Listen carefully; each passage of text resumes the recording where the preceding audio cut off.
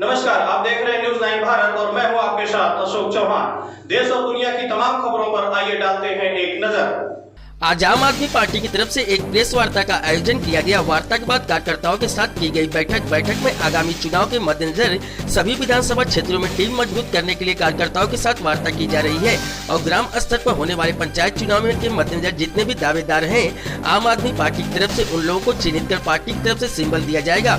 उसके बाद विधानसभा चुनाव की तैयारी में लोग लगे हैं। गाँव शहर जाकर दिल्ली के मुख्यमंत्री अरविंद केजरीवाल के बारे में लोगों से चर्चा करेंगे और दिल्ली में हुए विकास कार्यों की भी चर्चा करेंगे और लोगों को उनके बारे में बताएंगे। और 2022 के चुनाव में लोग पूरे तरीके से तैयार हैं। उत्तर प्रदेश के 75 जिलों में हमारी पार्टी के लोग चुनाव लड़ेंगे। आगे क्या कुछ कहा संध्या राजभर प्रभारी आजमगढ़ और राजेश यादव प्रदेश उपाध्यक्ष ने, देखे हमारे इस रिपोर्ट में। तुम तो बिरादरी विहीन हो, तुम क्या चल पाओगे। लेकिन आपको मैं बता दूं कि चाहे वो जो बिरादरी हो, अगड़ी हो, पिछड़ी हो, दलित हो, अल्पसंख्यक हो, जब वो पेट्रोल खरीदने जाती है तो उसको पेट्रोल का एक दाम मिलता है। वो वहां पर किसी के साथ कोई सहूलियत नहीं बरती जाती। जब वो अपने बच्चे को लेकर के बांह पकड़ के स्कूल में एडमिशन कराने के लिए ले जाता है तो वहां पर एडमिशन की फीस में कोई रियायत इस आधार पर नहीं मिलती कि तुम अगड़े हो तो तुमको ये, पिछड़े हो तो ये। जब आदमी बीमार पड़ता है, अस्पतालों में जाता है तो वहां पर कोई रियायत नहीं दी जाती। उत्तर प्रदेश का जो पूरा माहौल है ये ऊब चुका है, बाहर निकलना चाहता है जंजाल से, जातियों के जंजाल से ये बाहर निकलना चाहता है। ये हमारे जो सर्वे हुए हैं पिछले दिनों में, ये सर्वे से निकल करके ये बातें आई हैं कि उत्तर प्रदेश में एक मजबूत विकल्प चाहिए और वो विकल्प आम आदमी पार्टी दे सकती है। इसलिए आदरणीय केजरीवाल जी ने इतने बड़े प्रदेश में अपने आप को स्थापित करने के लिए, आम आदमी को उसका हक दिलाने के लिए चुनाव लड़ने की घोषणा किया है। अच्छा सर, दिल्ली में जी बिल्कुल सही बात है आपकी। उत्तर प्रदेश में कोई व्यक्ति सुरक्षित नहीं है। आप देख रहे हैं जिस तरह से महिलाओं के साथ अत्याचार हो रहा है, छोटी छोटी बच्चियों के साथ अत्याचार हो रहा है, जिस तरह से अपराध चरम सीमा पे बढ़ गए हैं, जिस तरह से घूसखोरी चरम सीमा पे। आज आप किसी भी ऑफिस में चले जाइए, मतलब इतनी उम्र हो गई मेरी, लेकिन इतना गट्स के साथ कभी कर्मचारी या अधिकारी घूस नहीं मांगता था जिस गट्स के साथ इस भारतीय जनता पार्टी के शासनकाल में अधिकारी और कर्मचारी खुलेआम घूस मांग रहा है प्रदेश का। तो ये खत्म करना है और इसको खत्म आम आदमी पार्टी ही कर सकती है, क्योंकि आम आदमी पार्टी की यही मुद्दे हैं और इसी बुनियाद पे आम आदमी पार्टी खड़ी हुई है और इसी बुनियाद पे अपने आप को उत्तर प्रदेश में आम आदमी पार्टी खड़ा करेगी।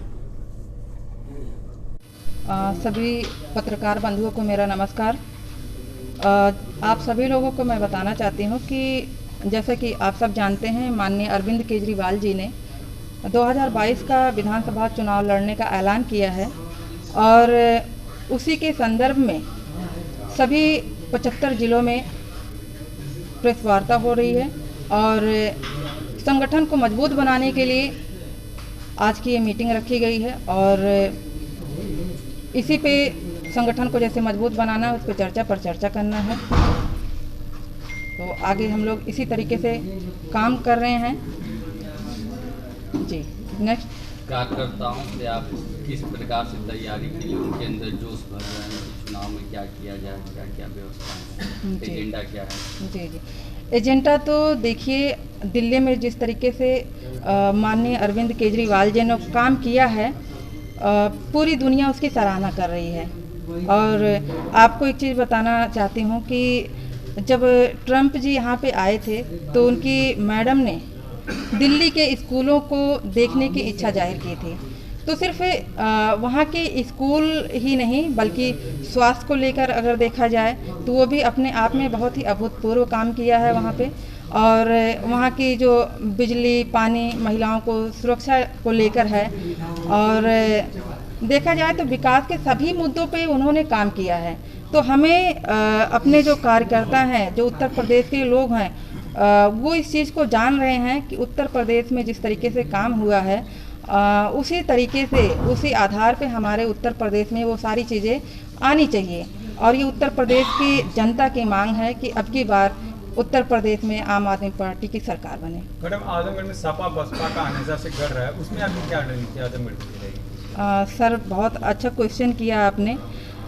देखिए, गढ़ रहा है ये अपने आप में बहुत अच्छी बात है, लेकिन अब जो परिस्थितियां बन रही है सभी लोग देख रहे हैं और जान रहे हैं कि अभी तक जात, धर्म और संप्रदाय इन सब के आधार पे वोट लिया गया है, चुनाव जीता गया है।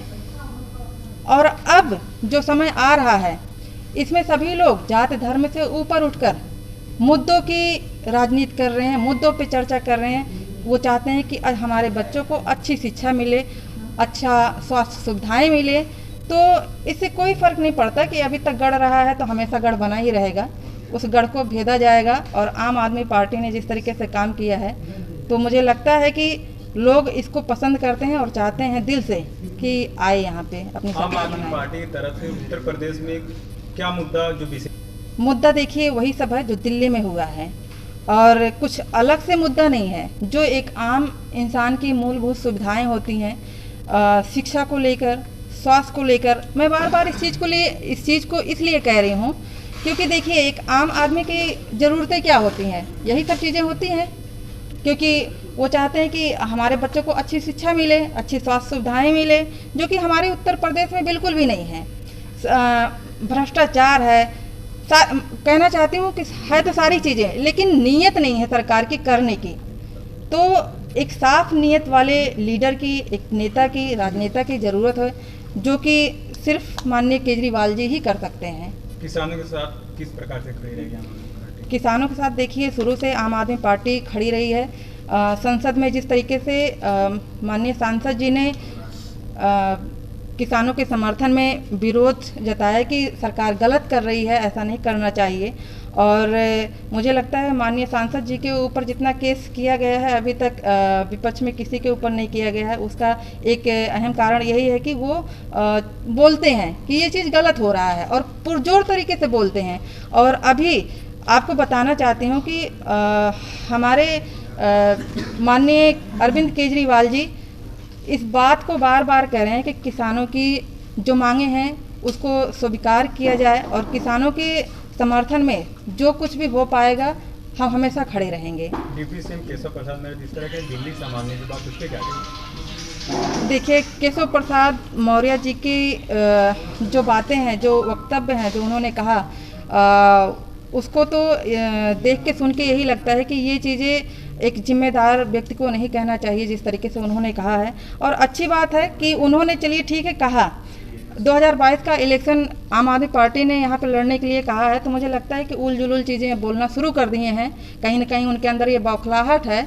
जिस चीज़ को पूरी दुनिया सराहना कर रही है उसके ऊपर अगर वो ऐसी बातें कर रहे हैं, तो माननीय सिसोदिया जी ने भी इस चैलेंज को स्वीकार किया है कि मैं 22 तारीख को आ रहा हूँ लखनऊ में, और आप जगह और समय देख लीजिए कि कहाँ बैठना है, और हम खुली बहस के लिए तैयार हैं। हम खुली बहस करेंगे। और ये अच्छी बात है कि अब जो है शिक्षा पर चर्चा हो रही है, और मुझे लगता है एक जो बेहतर समाज और बेहतर देश के निर्माण के लिए होना चाहिए, ये चीज़ बहुत ज़रूरी है। सर अब सभी पार्टियां चाह रही हैं, अपना अपना एजेंडा अपना रही हैं, लेकिन उत्तर प्रदेश के वासी क्या चाहते हैं, ये उत्तर प्रदेश के लोगों पर निर्भर करता है। उत्तर प्रदेश के एक बाहुल्य संख्या ऐसी है जो दिल्ली में जाकर रह रही है और वो दिल्ली मॉडल के ऊपर चर्चा करती है, और उन्होंने देखा है दिल्ली मॉडल को, और वो चाहते हैं कि यहाँ पे आम आदमी पार्टी की सरकार बने। तो कोई बात नहीं, अगर पार्टियाँ आ रही हैं, अपना यहाँ पे चाहती हैं, नेतृत्व करना चाहती हैं, तो ये अच्छी बात है। इससे जितना भी कंपटीशन होगा निखर के आएगा कि समाज क्या चाहता है, लोग क्या चाहते हैं। लोग जात धर्म पे आधारित पार्टी को आगे लाने देते हैं या फिर जो शिक्षा स्वास्थ्य को लेकर जो काम कर रही है उसको। तो आने वाले समय में ये निर्धारित हो जाएगा, और मुझे लगता है ये बहुत बेहतरीन मौका है। हम उत्तर प्रदेश वासी कि इतना अच्छा मौका जब आया है, जो शिक्षा, स्वास्थ्य और सुरक्षा को लेकर जो काम कर रही है, उसी चीज़ पे हम वोट दे, उस सरकार को आगे लेके आएँ। क्योंकि उत्तर प्रदेश की जो सरकार है वो हमने इन 4 सालों में अभी देख लिया कि उन्होंने क्या किया और क्या नहीं किया है।